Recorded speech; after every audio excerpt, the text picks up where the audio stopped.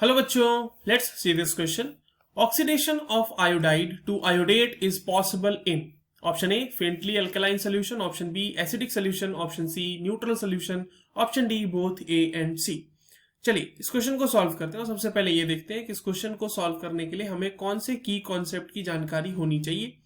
Now this question has been asked from the oxidation of iodide ion. Iodide ion का oxidation कराना है हमें, और अब वो हम कराएंगे KMnO4 के साथ. तो oxidation of iodide ion by KMnO4, that will be the key concept required for this question. अब देखिए जो बिहेवियर है KMnO4 का एज एन ऑक्सीडाइजिंग एजेंट, वो डिपेंड करता है कि उसमें हमने कौन सा मीडियम लिया या कौन सी तरह का सोल्यूशन है, नेचर ऑफ सोल्यूशन क्या है.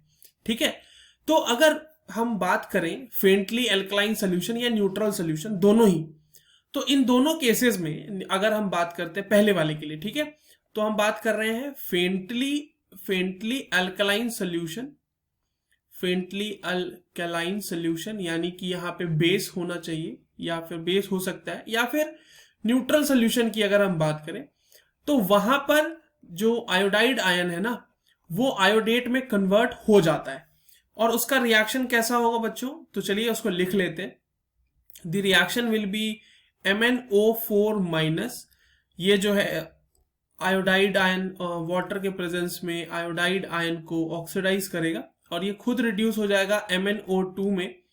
साथ ही साथ बनेगा 2OH minus plus IO3 minus. अब देखिए ये इक्वेशन बैलेंस्ड तो अभी नहीं है, यहाँ पे अगर 2 लगा दे तो ये इक्वेशन बैलेंस्ड हो जाएगी. So this is the balanced equation. और देखिए यहाँ पे आपके पास आयोडाइड आयन है और यहाँ पे आपके पास आयोडेट आयन है. This is the iodate ion. अच्छा, आयोडेट आयन में जो आयोडीन के ऊपर ऑक्सीडेशन स्टेट है, अगर आयोडीन के ऑक्सीडेशन स्टेट की बात की जाए तो उसको आप आसानी से कैलकुलेट कर सकते हैं. मान लो उसका X, क्योंकि 3 ऑक्सीजन लगे हुए हैं, एक ऑक्सीजन का ऑक्सीडेशन स्टेट -2 होगा और पूरे कंपाउंड पे ओवरऑल चार्ज है -1. तो यहां से X की वैल्यू आ जाएगी बच्चों +5.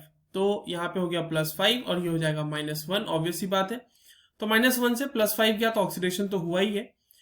KMnO4 की अगर हम बात करें तो MnO4 में इसका ऑक्सीडेशन स्टेट क्या होगा, X प्लस, क्योंकि 4 ऑक्सीजन है तो 4 इंटू -2 और पूरे कंपाउंड पे चार्ज -1. X यहां से सॉल्व करके +7 आएगा. +7 ऑक्सीडेशन स्टेट से ये कन्वर्ट हो गया +4 में. यहां पे डायरेक्टली +4 है, क्यों देख लो, X +2 ऑक्सीजन तो -2 और पूरे कंपाउंड पे चार्ज है 0, तो यहां पर से सॉल्व करके X आ जाएगा हमारा +4. तो हमने ये देखा कि फेंटली अल्कलाइन सोल्यूशन हो चाहे न्यूट्रल सोल्यूशन हो, दोनों ही केसेस में आयोडाइड का ऑक्सीडेशन आयोडेट में हो रहा है. तो करेक्ट आंसर तो डी ही होगा. Option D will be the correct answer for the given question. But जो बी है हमारा, उसको भी हम डिस्कस कर लेते हैं कि आखिर बी में क्या हो रहा है. In case of acidic solution, अगर हम एसिडिक सोल्यूशन लेते हैं, एसिडिक सोल्यूशन में देखिए जो आपका आयोडाइड है ना, वो कन्वर्ट हो जाएगा आयोडीन में. तो यहां पे रिएक्शन कैसे होती है, यहां पे रिएक्शन होगी 2MnO4 माइनस, ये हो गया हमारा पोटेशियम परमैंगनेट. उसका रिएक्शन होगा 16H+, एसिडिक मीडियम है, और यहाँ पे 10I माइनस जो आयोडाइड आयन है, that will be giving 2Mn+2 plus 8H2O plus 5I2. यहां पे देखो आयोडीन बन गया प्रॉपरली, ठीक है, आयोडीन में ऑक्सीडाइज हो गया.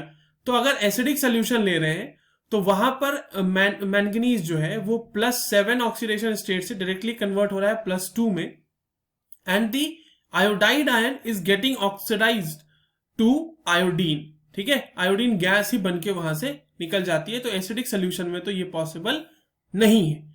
सो the correct answer for the given question is option D. We have already seen that. I hope you understood this well. All the very best.